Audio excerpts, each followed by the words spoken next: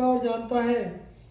सूर्य, चंद्रमा, वायु, अग्नि, अंतरिक्ष, पृथ्वी, जल, हृदय, यमराज, दिन रात, संध्या, धर्म, ये सभी मनुष्य के शुभ अशुभ कर्मों को जानते हैं, जिस पर हृदय स्थित कर्म साक्षी क्षेत्रज परमात्मा संतुष्ट रहते हैं।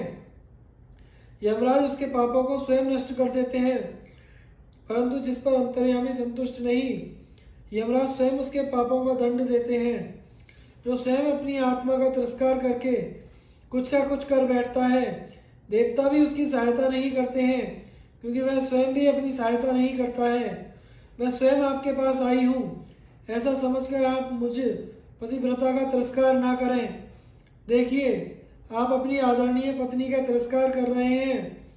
आप भरी सभा में साधारण पुरुष के समान मेरा तिरस्कार कर रहे हैं।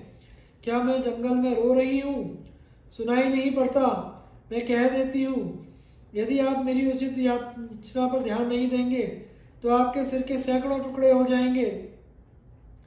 पत्नी के द्वारा पुत्र के रूप में स्वयं पति का ही जन्म होता है, इसलिए प्राचीन विद्वानों ने पत्नी को जाया कहा है।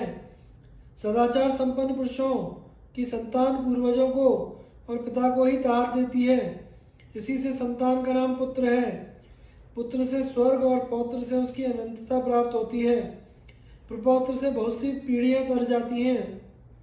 पत्नी उसे कहती है, जो घर के कामकाज में चतुर हो, पुत्रवती हो, पति को प्राण के समान मानती हो, सच्ची पतिव्रता हो। पत्नी पति का अर्धांग है, उसका एक श्रेष्ठतम सखा है।